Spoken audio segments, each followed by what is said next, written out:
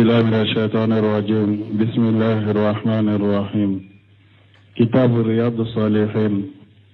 باب فضل السماحة في البيع والشراء والأخذ والعطاء وحسن القضاء والتقاضي وإرجاح المكيال والميزان والنهي عن التطفيف وفضل إنذار الموسر المعسر والوضع عنه. قال الله تعالى: ويل للمطففين الذين إذا اكتالوا على الناس يستوفون وإذا كالوهم أو وزنوهم يخسرون ألا يظن أولئك أنهم مبعوثون ليوم عظيم يوم يقوم الناس لرب العالمين. بسم الله الرحمن الرحيم،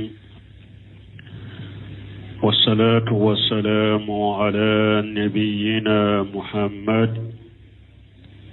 وعلى آله وأصحابه وسلم تسليما كثيرا. سبحانك لا علم لنا إلا ما علمتنا إنك أنت العليم الحكيم. أستغفر الله الذي لا إله إلا هو الحي القيوم وأتوب إليه. اللهم انفعنا بما علمتنا وعلمنا ما ينفعنا وزدنا علما. بيه تراتا سوية هجرية بكلياني كمناني أني بيناني أني وورو سهر زول هجة بيه هجرية سانكالو تنفلنا بسونيو مغاني الشغناي ميلادي نصارو كجاتي بافلاني مغا أني دورو سانكالو ورونا بسونيو مغاني ناني ناي. أمبي داودا بكم مسجد الرجاء وأمبو كنو درسوا بها الحافظ النووي أكا كتاب كنو رياض الصالحين بندا من ناكو وسمانتيا من بالا كنو يكي مغوية نيبي fere ke ni be fere ke mugo mani nogoyai ani ni be mi sakana yire ma iba sani nogoyai ani ni be min di iba dini nogoyai ibe mimina iba minani nogoyai ni be min sara iba sarani nogoyai ni be min sara lifana nyini iba sara linyini nogoyai nunun fasamantia bonda mbodela. darasu temene anjora aya ka sarahu kono brusemenu ka sarahu la wailu lil mutaffifina kata aya labanma sarahu kono ako yanni hal haula nasu yawm al hisab nasu yawm al qiyamati alladhi laysa hunaka aqrabu minhu. ayen kono munum ben nagasilike kasumale feun nagas anko abo do okono harini ebe fonctionnaire baraw de la ikanka do eri mi nite do ika eri la ikanka bo eri mi nibe bo bara la ika eri nye ako obe bedo nagasilin kono nala o beyen nagasidi kelade e ba feis kasara dafalen ka dima chogomi foi kana nagasi ka boala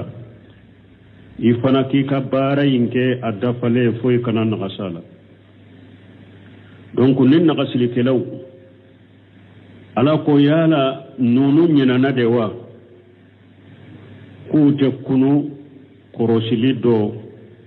unyina na qiyama donyewa qiyama domi ni foi masuru kabo فالإنسان هدم في هذه الدنيا ليس ما هو الدمان أن يعيش ولو لهجة واحدة هدم دين نجيانينا ما يكونو garanti te ebolo koy be nyanama ya kase ka nyanama ya bese har nya tuguna yele وغارنتي تيبولو يموت الإنسان وهو يتغدى أو يتآسى هذا مدين دو بيسا كاتو أباكا دركات دونيلا مغو دو بيسا هذا مدين بيسا كاتو أكسورة فنا دونيلا يموت وهو النائم هذا مدين بيسا أسينغوتو الدارك سينغو أبتاني سينغوي أبتا سينغوي نكونو يموت وهو على مكتبه هذا مدين بيسا كاتو أكا مكتبه كونو إبسا كيتو إكا بيتكي كونو إبسا كيتو إكا بيرو كونو يموت وهو الجاهب لحاجته أو الراجع منها هذا مدين بيسا تاتو أكا حاجو دولا ube asagito kabo aka hajo dola abesa summa yati al-yawm al-azim wa kofe domba bana ama mo chama eyere donni ka mobili kono isara kitu ka mobili kono mo chama sigira ka bitigi kono isara kitu ka bitigi kono mo chama eyere yikaddoro kido ka bitondo su kolawde yebbitombo kaddoro kembo ikanna garati te hada madenna ni sara ni chogola o kofe domba imbena ala yadunnu ulaika annahum mab'usuna liyawmin azim yala hada madum majigide ku dun rube kunu donna dommin kabowa barma bunu seme mun fule kan nunu fo aka ojo dobe mbaw bila kata maka tresara se kalando aka lamme wajuli bala amanja yere nedella kaye akumana na fende kono al-liqa'u babul al-maftuh mana niya sabe internet la wojo be tresara se yoromi ala ayi hali tamutu ala ayi hali tamutu abe kuma wufo yorola kuma inana apollo suratu jariyati ka yoro dode ka tafsirila ya ako ala yadunnu ulaika annahum mabusuna liyawmi azim ya lan nunu majigi kunu be kunu donyewa dommin kabo استعجمه الله عز وجل وبين أنه أجيم على يرين ندوين كدومبا يده أيا بانغانيه كو قيامة دو يدومبا ده إنا ندلمو دو كانتو إنا فندمبالو دونو كانتو ni ko nyinta bila laghara la ko na laghara de la ko kanu nya bila lagara la ko na lagara ko de la nya bila lagara ko kanu ko nye fendo mbali ya dan ni nalma ya dande ala yere ko dommin kabo wa gadi wasafa Allah ahwala wa masahida haja al-yawm fi ayatin kathiratin nindo shiranya ko munumbe nindo na ani ko munu shereya ko munun be nin doyin hada madon be shereya fe mununa nin doyin keneka ala yo fo aya chaman kono wa haula almutaffifuna nin nagasili kalamun fulaniye sawfa yata'arraduna li'uqubati llah jaako uyureba uyeredi alakalla jabama jaako alakalla jaba وبس أمد في ذلك اليوم ودومبا ينكونو يوم يقوم الناس لرب العالمين دوم هدم دوم بيت ودام فيهم تيجي علي يقوم الناس كلهم لرب العالمين هدم دوم بيت دام فيهم تيجي علي من في مسارق الأرض ومغاربها مؤمن بيدو كل ewa tile boyoro tile binyoro kata koro fo tile bi abe mogo be bo ube jo qiyama keneka yubasuna ala shahid wahid alabu bekunu kujo kene keneka kene kele yusmihumu da'i wa yanfujuhumul basar walali kala ka walali beba me nya kele mba beye ni walali kala ye walali ke bebe walali kala inka walali me nya kele inya ba bela qiyama kenenka لأن الأرض مبسوطة خير كروية parce que o do dugukolo fe selende do akurlente abalola mate yaqibu ba'du an-nas fiha ambadi dugukolo balola mate o do ni mogo dobe dogo mogo dola bal hiya satahu dugukolo kenela madera fe selende do hiya satahu wahidu kenelende do إذا تكلم أحد من أولهم سمعه آخرهم نهدم دون بكنكا هدم دون فلو بيرم نمغ من كماناي واللبا منهم بهدم دون لبنا أبدبامي وينفجهم البصر يراهم الرأي أو نياكلم بابي لجلي كلم fuleli kala kele na ye fuleli ka nyaba bela keneka bi khilaf al hal fi dunya qiyama keneka Allah hala nini ani jiyat Allah hala inte kelenya al ardu mu'atifatun kurawiyatun dugo kolo faralende be nyogon ka jiya kono abalola madero lakinna al arda fil akhirati satahun wahidun me yomal kama do dugu kolo ye fense kelenda fenselendo kena kelende kama qala tabaraka wa taala umi ala ya focco min masammi hera kacha korota lendo wa hijali ardu muddat wa alqat ma fiha wa taqallat alako tumami nudugu kolo fensera munum ba kono aya bebo kallan kolo nya kabwa ka kono na fembema tamud kama yamuddu lijildul adim odo dugu kolo be fensede komi ewa golo niye golo faga nuya adda a fenselende chogomi dugu kolo be fense o chogodela هذا اليوم العظيم يقوم الناس فيه لله عز وجل للحساب والمؤاخذة من دمبا من فلنية هذا ما دوم بيجو عليه مسامين كبا كروتا لندو وبيجو عليه نيندو ينكونو نكرو سليه أني جنغا كتالي ومقدار هذا اليوم 50,000 سنة نيندو ينجولي حتى سامبا بدورو دلو مغوبي سامبا بدورو دكي قيامة كنكا وسمس من فوقهم بمقدار ميل تلبك جري هذا ما دونا نميلي كله ميلي دوكو نياتا حكي دوكو كله كلا ولا شجر يستجلون به ولا بناء نينكنا إنكا إريتي نمغوبي دو أسما كونو كوغوتي ولا شيء فويته إلا من يجله الله في جله يوم لا جل إلا جله وني على يريه مغمين دو كسما كورو أدو دومين نسمته ني على كسمته أشهد الله يجعلنا وإياكم منهم أمبي على دليلين أو على كانك أولولا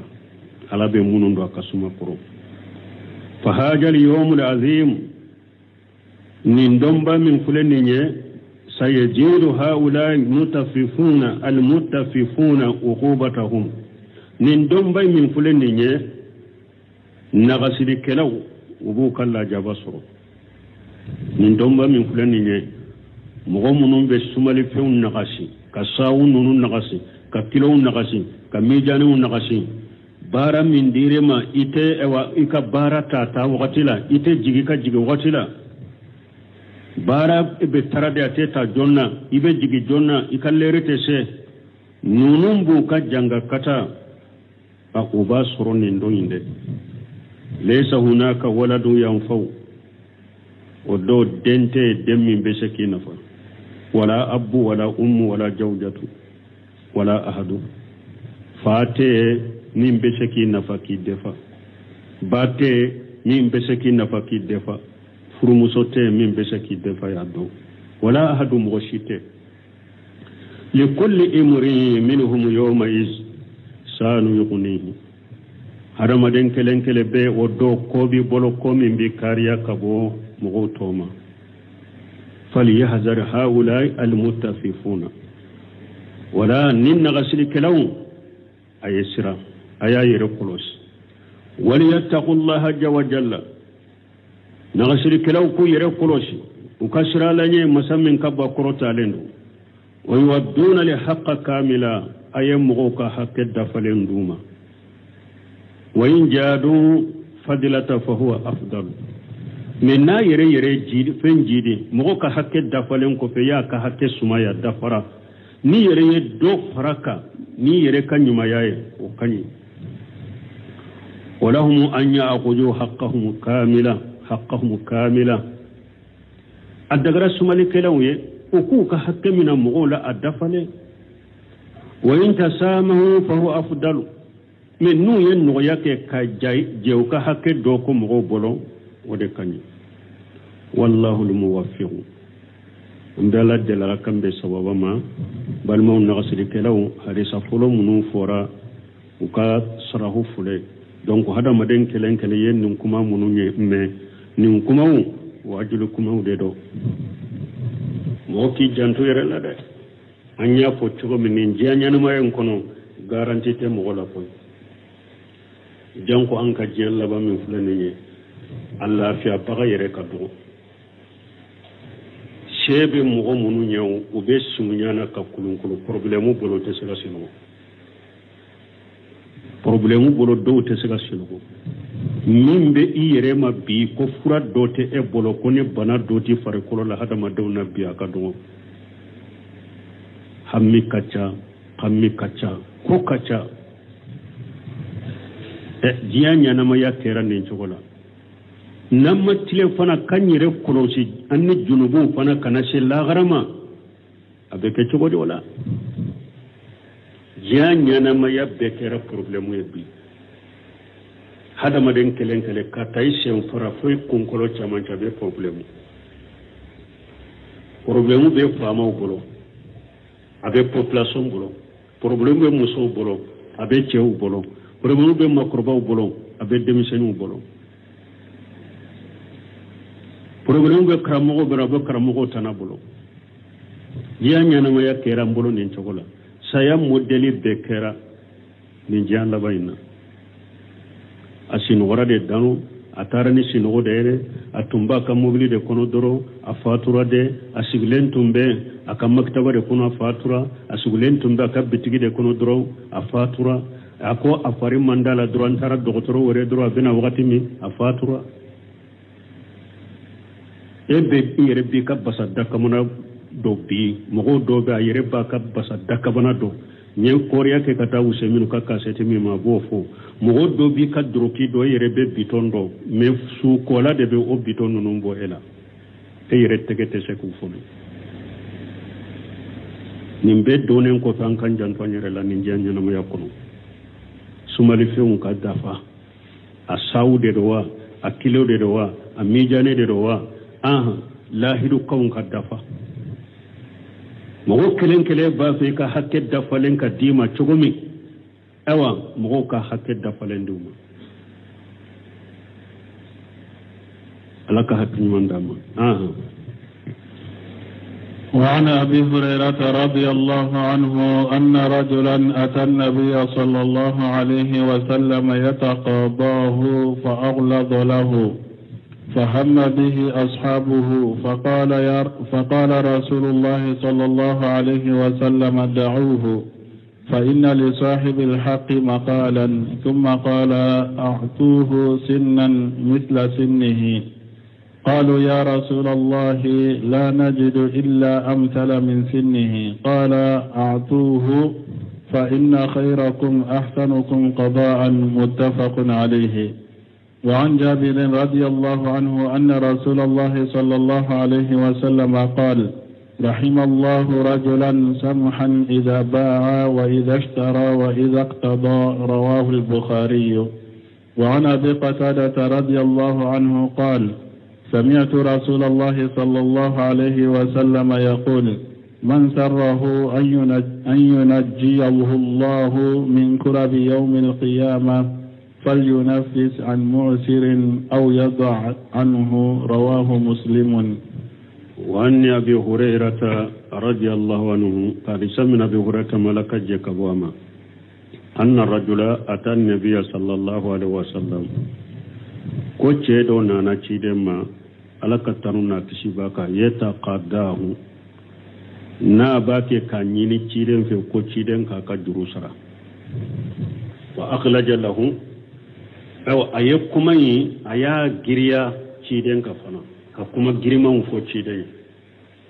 وتشيدن كالكا جروسرا فهم به أصحابه ciden ka shebau haminani cenye aye ciden ramase chogomi unyana o mabbe shebau ma cebon hamina na yuka cei mina kabu parce que yemmin ke adabu bal yemmin ke kata ciden ma parce que kungo kono arabu fule nu ulun nana munu ne ciden be nyogon kam madina adabu ne jogo nyuma min be ulula ate kungo kono arabu la burusu mo nonona burusu mogo fendombaliya be ulula nana ka juru sara nyine ciden fe ka kuma girmaunde fe cidenye sebo hamina ko ba mina ka bugo faqala rasulullah sallallahu alaihi wasallam da'uhu fa inna li sahibil haqqi maqala ay cidon ka yato akana shamade ayato haketigi kuma babulo koy aka hakede benna haketigi kuma babulo summa qala ko fe ciden ko atuhu sinna misla sinnihi ayasoro ciden nyame deta nimbolo jirula ciden bo nyogonake nabe fe ka jihadu do financer ni nyame u deserendo abe nyame u duruta mugo do bolo ni baitul malu nana ube qanima nana abika nyame sagima atunya nyame do de tan nimbolo jirula anana ciden kane ni ko jugu sebo hamina kuba mina kabuga ko ya toy hakitige kuma ba bolo de aye nyame ulaje akan nyame ni nyame mimbe shi hakela akota kadama kan nyame sarana qalu ya rasulullah sebo ko alaka cide la najidu illa amsala min sinnihi nyame munum be nyame shite fo u kausa aka nyame yu ka kura ka nyame nyame munum be be ka kura le ka nyame yede u kausa le ka nyame nye qala ciden ko atuhu ayota kadam min be hari na kausa ka nyame ayata kadama fa inna khayrakum ahsanukum qada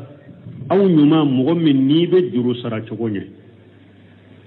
aw nyuma nye mugore mu'min be juru sara chogonye muntafaq alayhi wa muslim bin hadisa inna وبين سرهولا واني جابر رضي الله عنه قرسمنا جابر ملكا جيكابواما أن رسول الله صلى الله عليه وسلم قال ولك تشير لك تنونا كشبك كو أرحم الله رجلا سمها إجابا وإذا استرى وإذا اقتدى وتشيدن كو على كمغن نيما مغمي نابي فين فيري مغمى باكني نغياي nabe fensa mo bola ba kenim no yai nabe ijuru saranyina ba kenim no yai an ko riwaye dola ija khada wa ija qatada nabe saralika ba ken no yai nabe juru saranyina mo bola ba ken no yai ci dañe do ken nonu ayet do ken nonu ya rawahu al-bukhari annabi qatada radiyallahu anhu قرسمنا بقتادة مالك جيكاباما قال سمعت رسول الله صلى الله عليه وسلم يقول كو علي امي علك تشيدما علك ترونا كشباكا تشيدم بافو من سره ان ينجيه الله من كرب يوم القيامه كو تشيدم كو نيم مغمي نياكان مغمي باكان علك قيامه جلاو دوتا كبويكا فلينفس ام مؤثر أو يدعو عنه makononi ke mana nina kilida ke degube mogo min ka ube ka jurum be ka boaka mana ika makononi kai mogo min ba kala ka kiyama ka gele yauta ka boika ika jurube mogo min shetaye makononi kai a ika fukrasa nti kanide ni ya soro wakati min ibasara ni mogo min yen ninke mogo ye ika jurube mogo min gele ya baka yen ninkaye ala be qiyamah gele yauta ka boika gele aw yadaw anhu ube jurim be ka boaka ire a karasa nyaado ne ka jurube la de men nyaado tiala seti ye sisa de gumbe ka nyafara arwahu muslimu hadisa yimbo asrahu هذه الأحاديث ذكرها المؤلف رحمه الله في باب فضل السماحة في البيع والشراء ni hadisa munun fulani ne muallifu yufo bonda minna ko kanno yake sanni ferela wa sabaqa al kalam ala al ayat allati sadara biha al muallif hadha al baba aya munun nana ni muallifu ye bonda damina ni aya munun ye anyulu sarahu kateme ambora wulude sarahu la sise hadisa wude sarahu fle kana amma le ahadith amme ni hadisa ni bonda hadisa fa minha abu kono hadisu abi hurairah radhiyallahu anhu aba hurairah ka hadisa laka je ka wama anna arabiyya kubru sumugodo ja yataqada rasulullah sallallahu alaihi wasallam haqqahu burusu mogo do nana na ba ka juru sarali nyini ciden fe ko ciden kale ka juru sara yataqaddahu ya anni yatlubu an yaqdiyahu nabiy sallallahu alaihi wasallam haqqahu yataqadda kure munye yataqaddahu abake ka nyini ciden fe ko ciden kale ka hakke sara ka juru sara وذلك أن رسول الله صلى الله عليه وسلم استقرد بكرا فيتيد يعني الناقة الشغيرة تيد ينعمديني دويد جروتا بلو فجاء صاحبها يتلبها نعمديني تيجي دينانا نابي أكن نعمين ينتيدين في يقول آتيني بكري aw abake kafun kanya medeni minniya tambolo kanya medeni indi wal arabu indahum jafau burusumugo ko geleya be ulula kuluka ko ka gele burusumugo kuluka ko ka gele mana famulente fa akhlaja li rasulillah sallallahu alaihi wasallam al qawla aye kuma giriya shidenka fahamma bihi sahabatu yani hammu bihi an yadribuhu shebo hamminani chenye kuba bugo aw yuskituhu ube uka adade akana kuma uhammina kube wuli kamina ka bugo ube ka ladade aka kuma indabila wama asbaha zalika ni nununa nyugonaw وقال صلى الله عليه وسلم لك تشيدن ولك تنونا كشباك داوه فإن لصاحب الحق مقالا صلوات الله وسلام عليه أقوى توي حكتك كما بابلو كوي لك تنونا كشب تشيدنك ما جنكم اليوم إكا جيجي منيني أو نبي لو تكلم مثل هذا العربي ala jundi min aljunudi masala nim burusu mogo na kumana finitigi do ka misalila finitigi do ni ewa ni na nyogona nin burusu mogo na nyogona na ka kuma finitigi do de ka kuma fuleke kuma sogumi nyase chidema maja yefalu bi ube munkala yewute subbi aba minade kini tigi do nin e wa burusu mo nyogona na kanin kuma nyogona shia la nyashama abe munke abamina aw ala amiri min al umarai ube nyema do aw ala khadim min al qudat ube juju do kiri tegela do aw ala wajiri min al uzarai ube ministri do nin burusu mo na nyona na kan nin kuma foye law jaa yatlubu haqqahu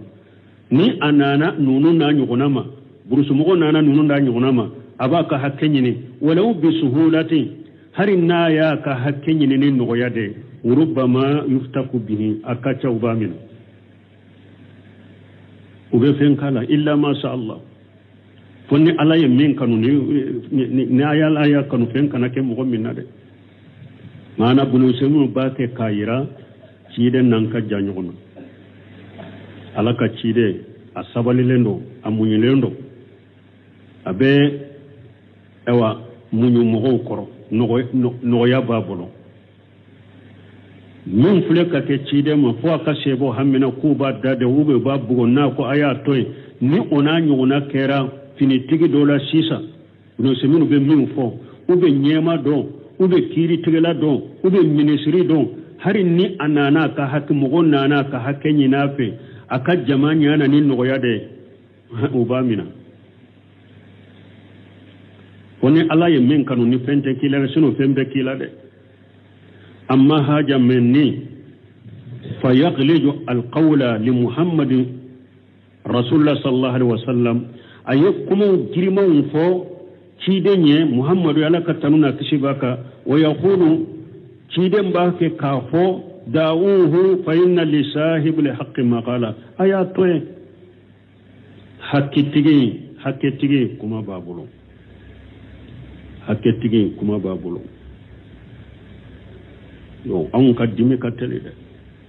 an mogo kana hakke nyini refette de an kata mogo do fe ko do la ka ko do nyina fe doro amaso an ba la jaba ote an ba la jaba ube an ban kan yuma yanan ka deme min ta ka segere an ba tigala ko pasige nin koy hari ne kuma na fe nin koy na ko amaso ka soro ci de nyire ni haju kala na haju tigi na cide ma ube ni cide nye seba do dele misali da musommin banna a cela akwai leta ka cefe ko darurate ce na da jogo tala da dina la jogo tala aka jiyanya na mala jogo tala ne da tafe sabit ibn qais kan muso akwai ne da tafe jogo tala da min tafe musoyin fana sabit ibn qais abin musoyin fe kujugu anana ciden fe ko ciden ka musoyin dele alaye muso ka to ale ka furula ciden yen musoyin wole puru akato furula musoyin ko akoyi nyamariya de wa ube iya nyinin fede nyamariya de ube ya nyinin fede a ciden ko mi nyamariya de nyini fede do awa konte ni nyini fendo ko ni don teseka saka ci da nyere be mo deli ni ala ka ni wanya mariya kan ni wajibi te min ta wajibi ka delili de do ni sunna alhamdulillah ni ma so te foi cinya ina ce ne an dola kale nanye mo mi ni aywa anye fendo nyina fe ubanya deli fendo la na ma so doro kara ko do nana ce yalla ma fare ka fokata Allah garay no tebe onne yere ni nyina fa maso wa ya fara lenye de janko ni orewa ni ona na aleka aka hakke de nyini efe aleka aka hakke rete minye nyini fe amaso au kelela ni ona na aka hakke nyini efe ni fangani forosuye ino de bebea donc mbe semunu fleka ciden jogo nyuma de foya na kamunyu na kamajigi ako uminu huna akon ni yorola na'rifu anna li insana amba do ko hada made ija kana alai haqqul li shakhsi amba do ni yorola ko hada made na ka hakke be mugo dola waja shakhsu yatlubuhu awa atigina na baka hakke nyini fali sahibil haqqi adagara hakke tigiye an yudrija lahu alqawlu akakuma giriya ika ambo do ni yorola nun mogo ka hakke be mogo dola adagara min ka hakke bila akana ka hakke nyine fe ka funi kuma girman ye fana li'annahu sahibu haqq fasike hakke tigi de do wa rasul sallallahu alaihi wasallam sawwa fihi wala sakka kide nin ceyin ka juro kide ba ka juro sara shikato law lakinni qad la yakunu indahu zalika sa'ata shay'un me ceyin nana kide nyin min ka wakati mi abese ka ke foite kide mbolo o wakati de kilo shikata la kide be ceyin ka juro sara me ba suru niya ye juro nyin ni hakke ke kide nya foide tunte abolo abe juro sara ne minye ولهذا نند قص أمرهم بقضاء بكره نند ياس أتو كيدن يونيا مريا كوي كتشين كنيا مدني وكسرة فقالوا إن لا نجد إلا سن خيرا من سن كيدن بتشين كجروس رشكتالا من وقت ما نانا جرو ينينكا وياسر فويد تنا بجروس رنميني ولياتو أكو كتشين كنيا مدني سرا وكون نيامي شيتين منا كنيا مدني ب سان حكي ولده وفي رواية أننا ناتقو دولا قالوا لا نجد إلا الرباعيا قيارا أو أكوتشي دي فويتي دي فو نيامي مبافو الرباعيا نيامي سوغانتلي ني عليك كمبرا هاري دوني بشيكا داكا ونيامي سوغو دي بي دي والرباعيو أحسن بكثير من البكر نيامي ولو بافو مما رباعيو أدي كاني بكرين ale de kanyi bakare ne kosobe albakaru shagiru nun ko nyame mi mal bakaru o yede nyame fitini warabayatu kabiratu tatahammalu alhimla nun ko min arabayatu o ye nyame belebele bade mi ni doni beseka daka beseka doneta wal asqala wa ghairi zalika doni beseka daka ni doni grimon anu na nyogona beseka uluta wode arabaiya fa amarahu an-nabi sallallahu alaihi wasallam an yutawuhu iyaha kide nyunya mariya unya me belebele ba min bede ku kota ko di cheyma akanya me deni palasila wa qala atuhu fa inna khayrakum ahsanukum qada akwa ya dama أو يمن من بسرة تغنيده أحسنكم خداء في صفة الخداء أو يمن من بسرة تغنيا سرلين تغيالا وفي معاملات المستقدي الذي يطلب حقه أن من نانا كحك فنانيني كوفنا بارا نغنياني نمي أن يمن من بسرة تغنيا كسرة تغنيا بكو فلتا anana min nyini feye min juru tabolo ka fenda ma min kausa ka juruye ani anana kanyini anyini feni chogoya minye kanyi ewa juru sarali nyini ni chogoya minye fana aya ka hakke nyini chogoya minye fana donc ika ewa o chogoya infana ewa hakke ndama o chogoya infana nyumaka fayambaghi lil insan akaka hada madenye أن يقتدي بالرسول الله صلى الله عليه وسلم في حسن القضاء ومؤامنة المستقدي أكاك هذا مدنيا إكاتشير الله دقى جروسارا تشوكو نيومانا أني مغمي نانا جروسارا نيني فيبا بارا نيوغنيا تشوكو نيوما يتشوكو بس يتشير نيني سري كي أياك جروسارا تشوكو نيومانا أيك كي مبارا نيوغنيا فنا نبارا نيوغنيا harun sai ba ku ba bugo ba addada kwa ya bila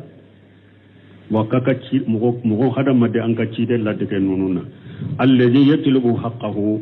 minye aka sarani nafe ayo fana bara nyonya to nyumaye aka kan ka ci de la de nina ay la yu'amiluhu bil jafai wa sabbi wa satan kana tigi bara nyonya ni gele yaye anin nanini anin kuma jugu bal billin ni mugon nana aka juru sara nyini fe abara nyonya ni nogoya de lianna lahu haqqa wa maqalatan parce que hakke de baye kuma de ba bolo wala fil muqtadi ya an yaqdi ahsana mimma alayhi awa ani fana min fana besara tigiye ikafin saratigi min kausa tai sawan kana ahsana mimma alayhi kayfiyata akira sa jurumin bila kasara ala ke chogo de la na kausa tai ke chogo de la au aksara mimma yatlubu ube ni ikafin da ma de min kacca abe min yini sara chogo koninye fa masala misalela ija astaqaradita min shakhsin 100 riyali ni eye riyali keme iye wode juruta mo bolo min be sarahu kanye wulu be yoro mi riyali de be misalila an kam misalila an ka worila ni wa kelen juruta mo bolo wa inda li wafai ataytahu 110 biduni sharati me ebe juru sara wakati mi eye iriyali kemeni tandama kasurama sarti de on tala eye wa kelen juruta mo bolo me ebe juru sara domi iye wa keleni keme dama me atu masarato kade ama sarti ko ni ba sara wa keleni keme masarato la de eye wa kelen juru de tabolo ne eyere kanyuma ya doro ibe juru sara wakati mi iye wa keleni keme dama fa inna haja la basa bihi wa huwa min khairi alqada'i min fulen ne basite nina ni nye duru sara chogo nyuma de basite nina nama sarati wa kadhalika bo chogola law astakharajta minhu sa'a min ta'ami wasata awa misali la fana na ya soro sawu kele mbalo eyo de juru tabolo ne balo nye minye chamancheta yado malaw dobe uba fu nin kanyi bo ninye ewa ninde be nin nofe ninye sabanai bo eye balo min tale bulo sawu kele balo minye chamancheta balo ni ate balo ye min kanyi na beye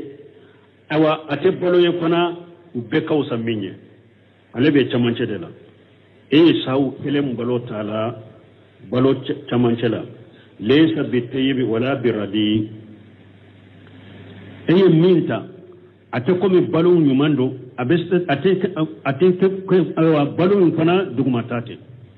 balu nyumante adugmatata fanate tamanche de do eyo sawu kelende tabolo fa tayta husa at-tayyiba me ebale ka juru sara domme balu min kanyi kosobe katema beka oyo sawu kelenta kadama fahaja aidan min husnul qada'i awannin fana juru sara chokonyuma de wa khairun nasi ahsanuhum qada mogo nyuma mogo munum be juru sara chokonye wala ni yoroka famude ni eye juru sa mogo bolo ama sarata kade me eyere tumbe juru sara dommi addo enana ma eddugunen tunye chogo minnayi inye suma aka juru sara chogo ka juru sara wakati eyere do paraka kadama ye wakelende tabolo iba sara wakati mi ya sara wakelene kema masaratala ha ye watande tabolo iba sara domme eyere nanaka watan fula dama dele manke ni sonjara ye nyuma minkiye eyere wa fula paraka kasura masaratola basi tenina ha obe balo min tabolo o balo manyi kosobe ne ebe atasara eya atasara ni nyumande basite nununa nunu nyede sara choko nyuma de awu nyuma nye mgo mimbe sara linya wa fi hadisi Jabir radiyallahu anhu abe Jabir ka hadisa kuna laka je kabwama anna an-nabiy sallallahu alaihi wasallam qala kunna bi malakatanuna kisibaka ko arahimallahu rajula samuha ijaba samuha ijastara samuha ijaqtara ko ciden ko alaka mgo nema wa kadhalika samuha ija aqtada سموها إجا خدا سموها إجا اقتدى فقوله عليه الصلاة والسلام الرحم الله أمرا أو قال رجلا نتشيدنك على كم مغنيما وبالك تشينيما حاجة خبر بمعنى الدعاء من يكبر يلي مكبر لي من دو لنيني دعو دي على تشيدني دعو دي كأتكي يعني يدعو له برحمته لنيني ciden bake ka duaw ke ciden ne duaw ke nin tige nin nemali ni alaka nema ida kana samuha fi hadhihi almawdi' li arba'at ni mogo min ye nogoya ke ni yoro naani la ko naani ni ye nogoya ke o la ciden ye duwawu k'i ye ko ala k'i nɛɛma fɔlɔ ye juma ye samuha ijaba la yastaddu ala almustari wa yakunu sahala yuwaddihu wa yadau anhu fɔlɔ ye mun ye ni mogo min bɛ nɔgɔya kɛ n'a bɛ fɛn fɛɛrɛ maana n'a bɛ fɛɛrɛli kɛ kiliya ma a tɛ minan gɛlɛya i kan a bɛ minan nɔgɔya i ye dɛ wa yuwaddihu wa yudau anhu ni kiliya y'a ɲini a fɛ dɔ bɔ minan na a bɛ dɔ bɔ a la a t'a gɛlɛya ni y'a ɲini a fɛ ko a ka dɔ bɔ minan in sɔngɔ na a bɛ dɔ bɔ a la i ye samuha ija kada filanan n'a bɛ juru sara a b'a sara cogo ɲuman na ija kada khayrahu kana samuha yutihi fi waqtihi wala yumatiru filanan ni mɔgɔ ka juru b'a la ina a bɛnna ka ina ye sarati min ko juru in ka sara wagati min ni o wagati sera a bɛ i ka juru ta kana d'e ma a t'i ka juru sarali yakaruya a t'i ka juru sarali yakaruya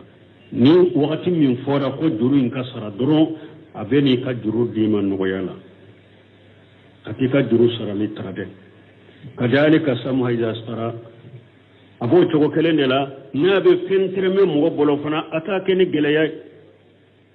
tɛrɛmɛli ale t'a gɛlɛya mɔgɔ kan n'i nana i ye minan piri fɔ a ye dɔrɔn awa a bɛ wari ta k'a d'i ma a bɛ minan ta wa kadhalika samuha iza qatada a b'o cogo de la n'a b'a ka juru sara ɲini mɔgɔ min fɛ a b'a nɔgɔya ija agaja haqqahu wa n'a b'a ka hakɛ fana mina a b'a mina ni nɔgɔya de a bɛ ni kani ni nɔgɔya de a bɛ juru in sara ni ɲinini ni nɔgɔya de fa hajil ahwalu al-arba'u nin lahala naani min filɛ nin ye yanbaghi lil insan an yakuna samuha fiha a ka ka hadamaden ye nin ko naani i ka kɛ nɔgɔyabaga ye nin ko naani la de i k'o kɛ ni nɔgɔya ye hatta yanalu du'a rasuli sallallahu alaihi wasallam fo ana ke sababu ina ciden ka du'a sɔrɔ wa yati kalamu insha Allah ta'ala ala baqiyati al ahadith ni ala sunna hadisau to kuma bina ulu ka darsure insha Allah donc nin konani mo ke janton nonuna pour ka ciden ka du'a sɔrɔ aye du'a min ko ala ki nema ala ka mo nema ala ka ce nema nin konani janton nonuna ka nogoya ke nin konani la u keto iku kenin nogoya ye ala ke sababu ne ciden ka du'a sɔrɔ subhanakallahumma rabbana bihamdika ashhadu an la ilaha illa anta astaghfiruka wa atubu ilaik